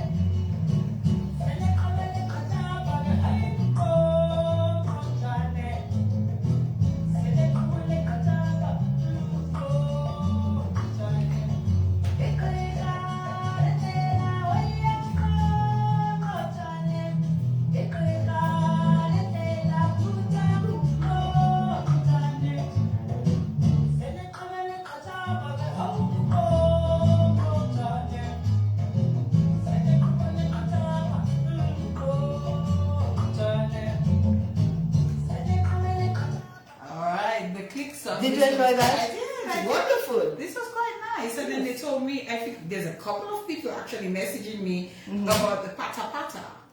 Oh yes, pata pata is a dance. Yes. Touch, touch. Yes, yes. That was very popular. That was very popular. But I am very fascinated by the clicking sounds, the Q's and the C's that the Xhosa people use when they speak. Very colorful language. What do we need to know about our national wear that is so particular about? The national wear. What I look for in the national wear, apart from being just enthralled with its outlook, the ensemble, is the African aspect of it. The work Juliet is made from a combination of an influence, African and European influence. It is a very stately dress. It is one piece down in front, and at the back there's a top and a bottom with a train or lachi at the back. So this has a very European influence. But this was worn by women of color. It was created by women of color. And I think what I want to do, or what I would like to do, is for people to get the value, to appreciate the value, why this dress was created, and the importance of keeping it authentic, to honor the people who created it. Remember, those people were in an alien society. It has a more French influence. I think it came from Martinique to us, from the French islands. But it came to Dominica because there was something called the Code Noir in the French islands, and the colored people were not allowed to wear any dress that resembled the white person. Mm-hmm. So a lot of French people came to Dominica, where it was a neutral island, to wear what they wanted after the abolition of slavery. Now, before the duet, it was a jeep. Mm-hmm. The jeep was a more sensual dress. It was worn by the free slaves, the affranchis, and it was a dress of attraction. And it was to attract the plantation masters. So it was a means of rising in society also. Mm-hmm. It was also a means of showing that you were kept. Mm-hmm. You had, somebody with means, with money. Because money was very important in those days. I mean, this is how you survived, and this is how you climbed out of the pit you were in as a slave. So the jeep, and the jeep they tell you in Martinique, was fabulous, very expensive. Gold accessories, very African. They had a lot of gold, and the earrings were fashioned particularly for the jeep outfit. For example, we had something called a tete negresse, and that was fashioned for the jeep outfit. They had the big creoles, the big circles, which I think is very popular now, and that also was worn with the jeep. And the skirts were made of velvet, of satin, of embossed satin, all different types of material, and of course the lace petticoats to many, very expensive, So, this gradually died out, I think, with the abolition of slavery and the colonials going back home and whatever. And then the duet came in. So these were for the free people of color, people who were self-employed, and people who were trying to create a niche for themselves in society, in this very alien society. So they made do with what they had. So they used the elements from the European outfit and elements of the African outfit. And I think, as I told you, the dress more has a European influence. But the color and the color combinations, that is totally African. Oh yes. And of course the headpiece. The headpieces were African. The way they were tied. We have lost a lot of our head ties, but the three of those I was able to bring back. I was very happy for that. And I was able to make the distinction between what people thought was the tête cassée and what is actually the tête cassée. So we have the color combination, particularly with the background of the dress, the dominant color of the dress, and the foulard. Everything has to be contrast. You don't want to look at somebody and everything just meshes into one. You have the foulard matching the dress, matching the head tie. No, it has to contrast. If you notice with African dresses, they can have greens and yellows and reds and blues and, so there's a lot of contrast, and I think we got it from Africa. This is our African influence. And the foulard must contrast with the dominant color of the dress. If it is dark blue, you have yellow. And another way, there is a code. There is a code. Wow. Yes, and it's in a book that belongs to the cultural division. So there is a code. If it's pink, it's blue. Brown, it's pink, and But do we follow it? I'm trying. Well, I'm trying. I try my best with Rosa Cultural Group. I hope they carry on the knowledge and the information and spread it around. So I really hope so, because all that I knew, I passed on. You passed on. You didn't and I continue. No, I don't. I can't keep anything to myself, because what is the point? It needs to continuation. It needs to be preserved, and the outfit is just so stunning that I don't think it's something that we should allow to disappear from our view. So I have that feeling towards it. Yes. So the three head ties: the tête revolvée, the tête cassée, and the tête forcée. These are the three head ties that will disappearing, I have brought them You back. brought them back. You did a video. Yes. You did a video. Yes, a long time ago. Yes. We must bring that back into circulation some way, somehow. I need to own it. Even if it's I social need to media. own it. You need to own it. I need to own it. That's another one that's too patriotic. Oh my goodness. Yes. So,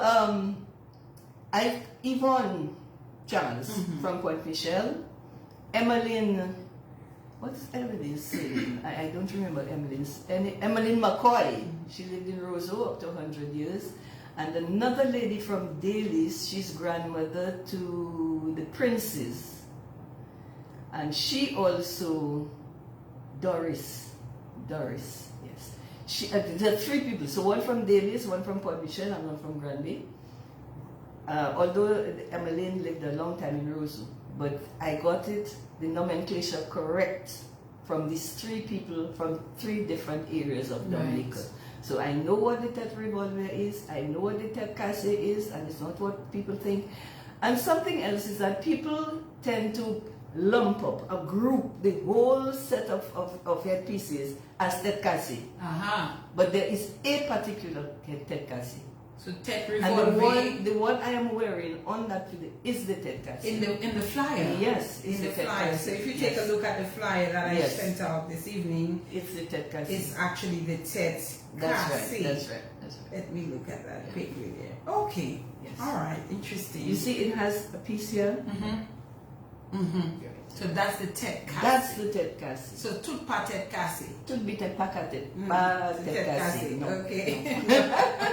You hear the French. So Yeah. you've made it your business Yes. to preserve, Yes. to teach, to educate on the National Wear of Dominica. And one of the avenues you used to do that as well was through the Rosa Cultural Group. That's right. That you were a founding member of. Yes. Yes. And through that group, what were you able to achieve? Well, we were able to win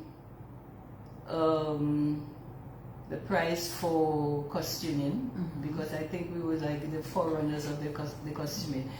I really tried my best to ensure that the members looked good, traditional, sometimes modern, but all in keeping with the Creole style.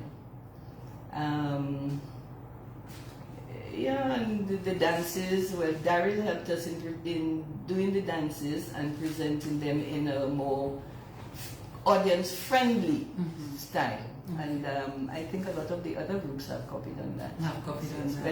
When Daryl left us, we were still able to continue, and the members were able to do their own formations themselves. Because there's a reason for that. When I would interview people for the book I was doing for the cultural division, I would ask them, "Do you go to the cultural gala?" And they would say to me, "But every time it's the same thing, going in one circle and coming back." So we thought, well, the step dances like the heel and toe, the mazouk, they could be choreographed, but keeping the same thing. Quadrille you cannot do much with except for the entrance. But the step dances, I think they can be choreographed to make it a little bit more presentable, and friendly, audience friendly. Okay. The modernization of the national wear. What's your view on that? It's not a bad idea, but people must understand the difference between modern Creole clothes and the national dresses. And I don't think they must or they should change what we consider as a national dress, because it's not official. It is something that was accepted in Dominica. Yes, it is not official. The only official dress is the shirt jack for men. Yes. And I was hoping at some point they could include the douillet, but it hasn't been done yet. Oh. So that's something that you would like to see. I would love to see that, yes. But it is something that the population of Dominica decided that would be the national dress. And everybody refers to it. Before it was called the native dress. If you see pictures of old dresses, and so tell you the native dress. But now we call it the national dress. And I think people need to understand the difference between modern Creole outfits, which there's not a problem, there's no problem with that. But don't use it for your national dress. You know, and don't use another island's national dress as your national dress, because although they are similar, there are differences.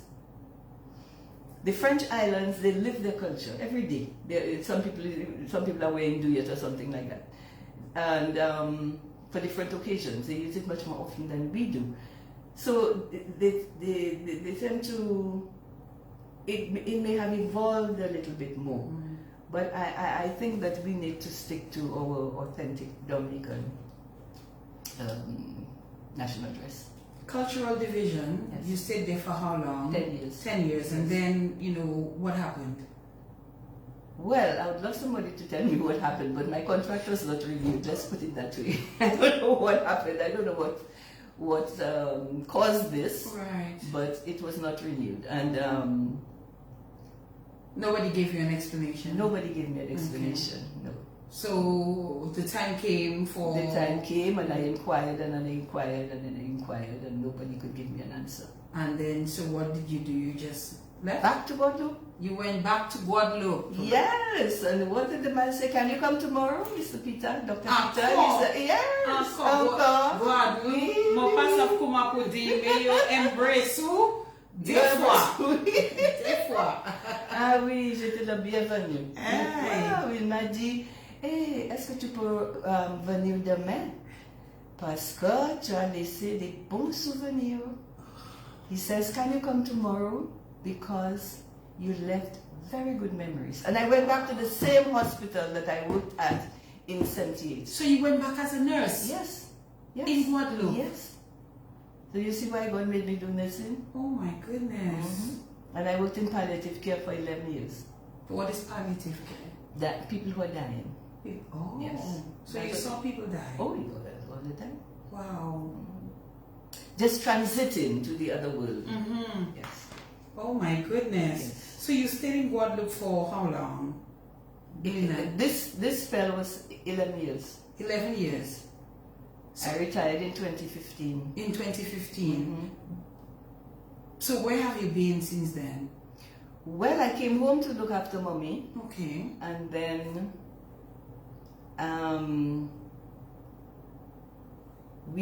I had to go away, so we sent her to Fox.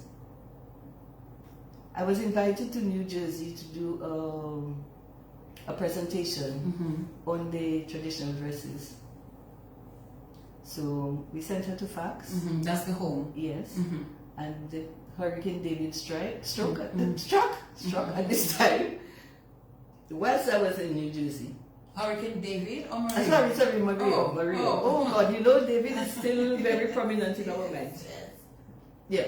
So Maria struck whilst I was in New Jersey, and I was there with my sister who lived in Barbados, and then Brian landed in Barbados and could not continue to Dominica. So I spent 3 years in Barbados. 3 years in Barbados. Yeah. Doing what? Nothing. No.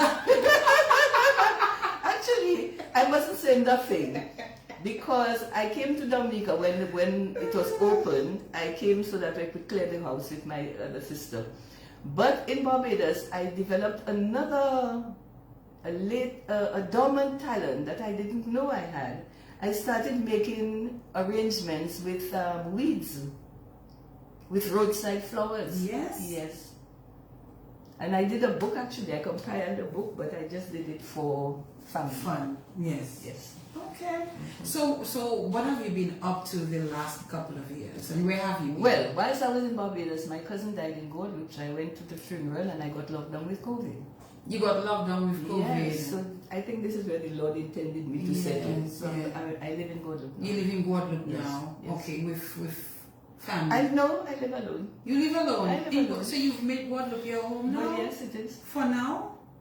I think that's my last stop. That's your last stop? Yes. Guadeloupe? Yes. Interesting. Yes. Guadeloupe impressed you on two very critical occasions. Oh, So indeed. I can't blame you at all.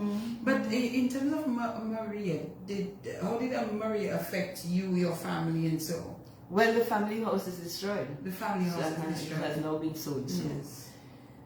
thank God mommy was up at Fox, otherwise I don't know what would have happened. Yes. And so I don't have a family house in Dominica. Okay. So we have to begin wrapping up in just a while, but you've received some awards. Tell us some of the accolades you've received. Yes. Well, the first one in 2004, I was made cultural custodian of the Russo Cultural Group. Nice. And then I think it's 2008 from Cultural Icon from the Point Michel, St. Luke's School. Thank you, Point Michel. And in 2018, the Golden Drum Award. 2019, I got the Cultural Icon Award from at Nexus in New Jersey. Okay. Yes. Okay. Association of Dominicans in East at Nexus. I still think you deserve one of the higher awards here in Dominica. Oh. Yes. Let's see what happens. That's nice of you to think Somebody needs to nominate Miss Burton for one of those awards. So, Miss Burton, as you now reside in Guadeloupe, you know, what do you do in Guadeloupe? In Guadeloupe, I rest a lot. You rest a lot. I rest a lot, and particularly now I have a problem with my hips, so I cannot do too much. Okay. But I'm hoping to, once I have it corrected, I'm hoping to get involved. My cousin's sisters are there, so other cousins, and so I just relate with them. But as far as well, COVID has hindered everything because I was going to join the Académie du Cap, where they dance the Goka. But COVID has just spoiled everything. So now that COVID has eased up now. But I have been to Dominica twice now to work with Debbie Shillingford. Okay. It's a long time she's been asking me since I retired, but then because I had mommy, I couldn't really do much. But now she's doing she's a pattern maker. She is doing the outfits. So when you attend the course, you go home with a personal outfit, an individual pattern. Okay. So you can make your own duet outfit. I have used dresses that are authentically made, so she can do that. And I do the history and the whole aura of the dress and how it should be worn and everything. So I've been working with her. So this is the second one. This is the last week coming up now. So Debbie will be able to do all traditional dresses by the time I'm finished with You're her. passing on the yes, I have knowledge. to the younger ones. Not much point keeping it. I down. think it's my responsibility to do so since I have most of the knowledge. I have acquired the knowledge. I've made it my interest. And I see the necessity for it to remain authentic. I mean, other countries want national dresses, and we have. You know, the other islands don't have. I see Antigua would like to bring back one. Someone showed me some head ties that they used to tie before, you know, and asking whether I would be able to do them, you know. I think we can recreate them. But I'm saying that we need to treasure what we have in Dominica and keep it authentic. Keep it authentic. Miss Burton, you are retired, Yes. enjoying life. Yes. You know, what more can we expect from you? Is there anything else that you're working on, or are you just enjoying the rest of your life for now? Well, I'm trying to enjoy the rest of my life. I'm going to correct my hip, and then hopefully I will work with Point Michel. I want to do a project with them, and this is why I had contacted you, but you're busy. And this is why I've contacted your mother. Yes, yes. So she has a good belly voice. Oh, I've composed belly songs as well. You know, I have. Yes. Good stuff. Good stuff. Athena sang, she was my chanterelle, Athena from Petit Savan. Okay. And I had a group of friends who sang with me, yes. And if I find one CD, I must give you. Yes, please. And then, yes, no, Paul Michel, this lady, Yvonne. Was it Yvonne? No, it's not Yvonne. It's a lady who sang with Taya. You remember Taya? He used to beat belly drum? Tia. Tia. Yes. Sorry. Tia. And the lady who came with him, Da Caroline, she taught me one of the belly songs that I've transferred to your mom, because she has the type of voice to sing that song. And it's an old song. So I'm handing it back to Point Michelle. You're handing it back to Point Back Michelle. to Point Michelle, so it stays in Point That Michelle. answers your question, Miss Jones. What would you like to leave with us, Aileen, as we we wrap up the program tonight? Culture-wise, Dominica-wise, just general. Dominica is changing as far as architecture is concerned. It's changing a lot. Maybe it's a good thing, maybe it's a bad thing, I don't know. So we have lost a lot of that cultural aspect, the architectural cultural aspect. But I think there's still things that we can keep. I know the Division of Culture has a set of young people. I'm looking forward to seeing what they're going to do in order to preserve the traditional culture, but also to add their own aspect of their age group, And I still think I would love to see the authentic duet being kept as is. This is my dream, that it remains authentic.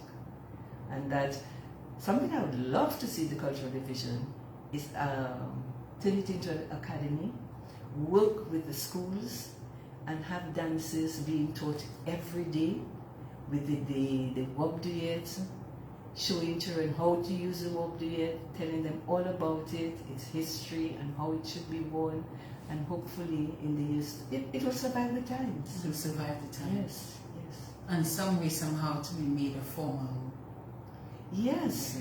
Someone had a very good idea. I won't say what the idea is, but I'm trying to work with her so that she can, I'm trying to encourage her to develop that idea for the use of the wop duet. I think it's an excellent idea that she has, and I would like her to continue with that. Aileen Burton, I am absolutely overjoyed that I was able to have you here on the program tonight. I personally had no idea where you were until the number, I figured where you were. As I said, it may be the same for many persons who have not seen you around possibly in a while.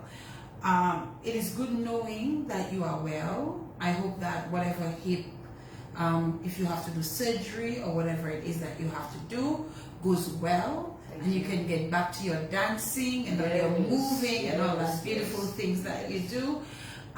You've decided that Guadalupe is where it's going to be the final step. God has decided this is where I'm supposed to be. Yes. But we know you won't forget us in Dominica. You've not forgotten us in Dominica at all. And we know that we'll be seeing you often enough, coming and continuing to contribute and give back. And for that we are grateful and we are thankful. We would love to know what's going on with you, so occasionally just let us know, you have my number now. Yes. How are you? How is the program going? I hope that, you can also get a chance to view occasionally on Facebook, or if you want, you can do YouTube. I normally post the programs afterwards on YouTube, so you can always check them out on my YouTube channel. Go there and just subscribe, and you'll be able to catch up on some of those programs. We do some really good programs here, like what we did. Yes, so I've been told, so I'm looking forward to seeing you on it here. Yes, because that's the first question I asked you, why don't you have a YouTube channel? Because I didn't know. Yes. So I'm very happy to hear that. So I'll definitely follow you. Yes, please subscribe to the YouTube channel. It was a pleasure.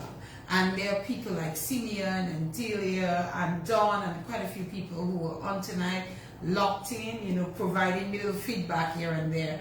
You are cherished and loved in Dominica. We appreciate you for the work that you've done and you continue to do, and the work that you do around our national wear and our culture and all of that, it is to be appreciated. So thank you, my darling, and I wish you well. Thank you. And I wish you health. I wish you good health. I hope that you're able to take care of yourself as well financially, and that you're living a good, comfortable life as well. In Guadeloupe, we want to know that, because he says, You know? Yes, I'm comfortable.